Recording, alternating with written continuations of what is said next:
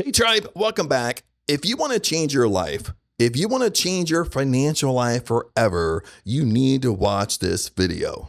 Now, in this video, I'm going to go through the Spirit of Opulence by Thomas Troward. Now, the Spirit of Opulence is probably the best written manuscript on financial success and the best written manuscript by Thomas Troward himself, at least what we can understand. Because if you know anything about Thomas Troward, you know he wrote very, very old English, and all his stuff is really jam-packed with information.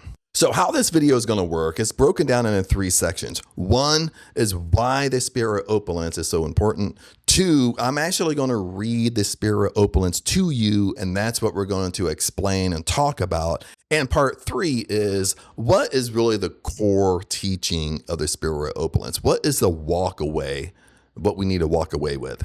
Now, hands down, before we get into this, is if you want to change your life, if you want to change your financial life forever, you need to listen up here. You need to watch this video from the beginning to end, because this is going to answer all your questions, how to do it. Bottom line. Now, with part 1 here is why the Spirit of Opulence is so important. It comes down to 4 steps, and I'm going to read them to you really fast here. Now, step 1 is Troward connects wealth to mindset and attitude. Now, this is way before the law of attraction was even a buzzword, because the Spirit of Opulence was written in 1909, more than 100 years ago. 2 is Troward emphasizes that opulence, now opulence means abundance, isn't about greed. It's about aligning with generosity of the universe. 3, Troward warns against hoarding or fear-based thinking, showing that circulation of money and energy is a natural law of prosperity. Now, for part 2 here, I'm actually going to read the Spirit of Opulence to you. Now, this is the original manuscript that was written in 1909 by Thomas Troward. It's short, to the point, but don't forget, this is jam-packed with information. Like, each paragraph is literally, you could chew on for a whole week. You can just read one paragraph and chew on it. So let's dive into this. And I'll put my handy dandy glasses on so I can see. The Spirit of Opulence by Thomas Troward, paragraph 1. Remember, this is written in 1909. It is quite a mistake to suppose that we must restrict and stunt ourselves in order to develop greater spirituality. The Spirit of Opulence, the Spirit of God, is not one of meanness. It is one of extravagant abundance. We must not think that all the beauty and magnificence of nature, all the grandeur of the universe is merely thrown away or only for the amusement of a few scientific men. Now, the takeaway here from paragraph 1 is you have to understand that true spirituality isn't about being poor or limited. It's about God's Spirit is abundant and overflowing, just like nature itself. What I kind of liked about when he said this right in the first sentence, isn't it quite a mistake to suppose that we must restrict and stunt ourselves in order to develop greater spirituality? Isn't this so true? Even Wallace Waddell said this in The Science of Getting Rich, is that we're kind of brought up with this idea that in order to win favor by God, we must live in poverty. We must act poverty. We must act poverty. We must hoard to be good. But it's actually the opposite. Paragraph 2, all this magnificence, all this beauty is the expression of the same spirit of life which is within ourselves. Our souls are the same nature as the divine spirit. And if we only realize this fact, we shall find that the same Spirit of Opulence which produced the beauty of the universe is a spirit which is working through us. Now, to the point is, listen to this, the same creative power that made the universe lives in us. The same abundance throws through our soul. So this is the takeaway of paragraph 2 that we have to understand. Now, I'm not talking about religion, okay? What we have to understand is source power is inside us. And if source power is inside us, and if we believe that source power is God, if God is inside us, God isn't separate from us like we're taught in Bible study or we're taught in Sunday school when we're little kids going through Sunday school, going through church, how churches like to teach God today. We're kind of taught that God lives up in the clouds somewhere with the Care Bears. Okay, source is inside us. And if source is inside us, if God is inside us and God is abundant, that means we're endowed with his abundance. And that's the spirit of opulence. It means divine abundance, abundance in all things, but it means that we are abundant. That's what it means in my videos when I say abundance is our birthright, because that's what it really means. Abundance is our birthright because source is inside us. Paragraph 3, so long as we look upon the beauty and grandeur around us as something apart from us, we shall never feel the true spirit of opulence. But when we realize that it is the same spirit which is working within us that produce all this external magnificence, if I could say that word, magnificent, we begin to understand that the spirit of opulence is not one of poverty, but one of boundless abundance. He's saying if you see abundance is out there, you're missing the point. Realize it's in you. Abundance is inside you. Divine abundance is your birthright. That's what Thomas Troward is saying. Because if source is inside you, if source power is inside you, that means divine abundance is inside you.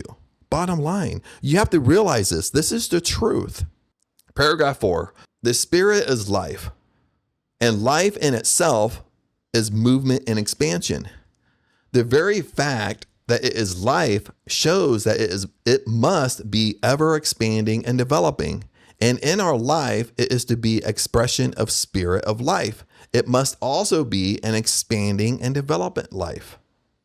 Okay, now that sounds really wordy. This is kind of what I mean by it's written in 1909. This is the original manuscript of Thomas Troward. Okay, I was like bouncing through words here trying to read this. Okay, what's the main point here? You see, life naturally grows and expands. To live in harmony with the spirit means our life should always be expanding too. Okay, now what it's basically saying is that, now this is backed by neuroscience, this is backed by metaphysics, is that energy is always moving, okay? Energy is always moving into form, through form, and out of form. So if energy is always moving and we are made up of energy, it means we're either growing or dying. Bottom line, like we don't stay stagnant in life. The best example of this is like if you used to be in really good shape and you didn't work out for 5 years, what do you think happens? Well, you're going to be more out of shape or you gained a lot of weight if you didn't work out for 5 years. Bottom line. Okay, so we're either getting better or worse. This is what Thomas Troward is trying to explain in paragraph 4 here when he says spirit is life, and life in itself is movement and expansion. Now, this actually comes from one of Thomas Troward's favorite quotes I love is that the mind is a center of divine operation. Divine operation means expansion into more. Okay. When abundance is inside you, that's why you always have this natural like urge to always get better, to always want more, to always want better things in life, because abundance is inside you. Divine abundance is everywhere around you. Okay. That's why, like, once you have, now this sounds more materialistic, but once you have a house or a dream house, you always want better. Once you have a car, you always want a better car. You understand? Okay. Now we can apply this in everything. It's not about only materialistic things, but we always want to get better and improve. That's being abundant. That's being divine abundant. Abundance is in all things. Paragraph 5. Therefore, we must not limit ourselves in any way. For as we understand the nature of life, we shall see that all limiting is death dealing. It means the cutting off of the stream of life, which would otherwise flow freely through us. Now, the whole point of this is that limitation kills growth. We have limited thoughts, limited beliefs. It kills growth. It kills you trying to expand and get better. That's basically what Thomas Troward is saying. I mean, restricting yourself blocks the natural flow of abundance. Paragraph 6. Now the Spirit of Opulence, the Spirit of God, being the Spirit of limitless abundance, if we want to work in harmony with it, we must never fear that we are going to run short of it. We must enter into the spirit of it. Now, this is where we're getting into the heart. We're kind of right in the middle here of the Spirit of Opulence, what it really means. We're getting into the heart and the core of the takeaway here, what the Spirit of Opulence really means. How can we really apply this to our life? The whole point here is God's abundance is endless. Stop fearing lack and step into the mindset of plenty. Okay, now when I read this paragraph, it really kind of stands out to me because lots of times, especially when we're dealing with money, and even for myself, I'm in Thailand right now, I always set a monthly budget.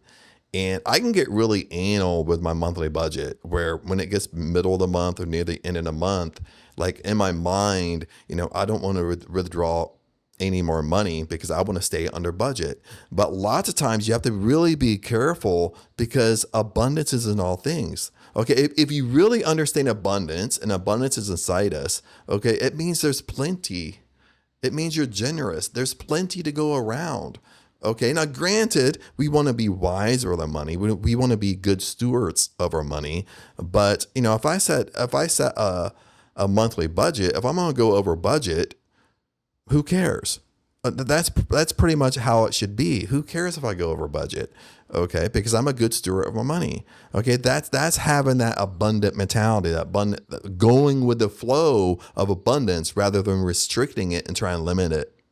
Make sense? Now, paragraph 7, and what is the spirit of it is a spirit of generosity. You see, the point is the essence of abundance is generosity, is giving freely and not hoarding. But listen to this. And what is the spirit of it? What is the spirit of opulence? It is a spirit of generosity, the spirit of giving. Listen, the essence of abundance is generosity. The essence of abundance is giving. Okay, giving freely, not hoarding, not hanging tight to money. You see, this is why sometimes abundance isn't coming to us. This is why sometimes manifesting isn't working for us, especially in the money realm of things, is because we're hoarding, we're hanging tight to things. Okay, we're hanging tight to our last $500 rather than thinking of abundance, rather than thinking, well, money will come to me. Money, it doesn't matter. I can just give it away and it will come back to me. Okay, that's really a giving and having a generous spirit. Paragraph 8. The spirit of opulence is not a grasping spirit. It is a giving spirit. The spirit of a universe is a generous spirit. And insofar as we are in harmony with it, we shall find that it's generous to us. And the only way we can enter into the spirit is to become like it and do what it does. The whole point here is the abundance flows when you mirror the universe. Give, share, and be generous, then more comes back to you. Paragraph 9. This does not mean that we are called upon to be reckless or to make foolish expenditures. It means that we are to look upon all the wealth in the universe as being ours, and that we are to enter into the spirit of it by being willing to share it, use it freely, and to do good with it. The whole point here is don't waste money, but don't cling to it either. So this is kind of that tug and war philosophy, is you don't waste money, but at the same time, you don't cling to it either. Okay, you want to be a good steward of money. You don't want to be ripped off and stuff like that. But at the same time, you don't want to cling to it. You don't want to hold tight to it at the same time. So that's that tug of war that sometimes we battle. And it's easy to kind of fall into this trap. Listen, don't waste money, but don't cling to it either. Treat wealth as yours to use wisely and for good. Paragraph 10. If we adopt this spirit, there is no limit to the things which the same spirit in the great whole will provide for us, because we have recognized that the same spirit which is in us is also in the whole, and therefore all is one. Now, this is a tricky paragraph, but the point here and the point to walk away with is when you think and act with abundance, the universe responds with unlimited supply because you and the universe are one. Remember, now, depending upon your religious beliefs, is if you believe in God, God is source, and you believe source is inside you, God is inside you. If God is inside you, that means God and you are one. Even Jesus said this in the New Testament. Jesus said that him and the Father are one. And if the Father lives inside you, that means you are one with the Father. If you are one with the Father, you are endowed with all his powers. You are endowed with abundance. That's what it means. That's the walkaway here. Paragraph 11. The spirit of opulence is a spirit of perfect liberty. It is a spirit which recognizes that the living power which moves in us is the same that brings into manifestation the ill-limited universe. Listen, the point here is abundance brings freedom. The same power that made the universe moves through you. Paragraph 12. It is the spirit which realizes that in all this infinite variety of things, there is only one power and one life, and that this life is moving through us as well as through the whole universe. Now, the point with this paragraph is everything comes from one power, one life. The same life that flows in you. Paragraph 13. Therefore, a whole mental attitude should be that of one who knows he has access to the limitless storehouse of the universe, and that he has only to make use of it in a reasonable and orderly manner to draw from it without limit. Now, what does this mean? The point to paragraph 13 is your mindset should be, I have unlimited access to abundance. Use it wisely and it will never run out. See, that's really what the spirit of opulence is. It means divine abundance. Abundance is everywhere, but abundance is infinite. It will never run out. You can never ask for more than enough. You can never ask for too much. You can never go too high. And have you ever noticed, like when you ask for things, once you get it, you tend to ask for more. You get used to it because that just means abundance is infinite and we want to expand. We want to naturally get better. It's just ingrained inside us. Paragraph 14, and this is the closing paragraph, the last paragraph. To live always in this spirit is to live the life of opulence. Listen, what this means is living in harmony with abundance, generosity, and expansion is the life of true prosperity. Now let's move on to part 3. Now part 3 here, let's kind of sum up the whole point of the spirit of opulence. What's the core meaning? What's the core walkaway here? And the core teaching is step 1 is think of wealth as limitless, not getting your share, but tapping into infinite supply. Wealth, abundance, money, anything you want is infinite. Okay. You can never ask for enough. You can never ask for too much. You understand? 2, act and give generously, even before you see results. This proves to your subconscious that you are in harmony with abundance. And this is really kind of manifesting 101 and even tied to kind of the New Testament when ask, believe, receive. You ask for what you want. You believe you already received it, meaning like you act as if you already have it and then you receive it.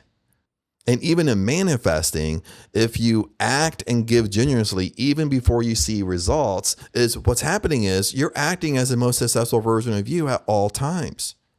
Step 3, don't cling to money. Let it flow through you. This creates a magnet for more. The true spirit of opulence is the mental posture of already having and already being rich, not waiting for conditions to change. That sums up everything. That sums up just that one sentence right there is really the walk away. Really what I want you to do. Okay. Really, what with any prosperity teaching, manifesting technique, whatever you want to call it, living life on your terms, being that most successful version of you, the spirit of opulence is abundance. Abundance is divine. Abundance is in all things. But this is your walk away. The true spirit of opulence is a mental posture of already having and already being rich, not waiting for conditions to change. Other than that, tribe, thanks for hanging in. I would love to hear your thoughts on this, so always comment below. And other than that, I'll see you in the next video.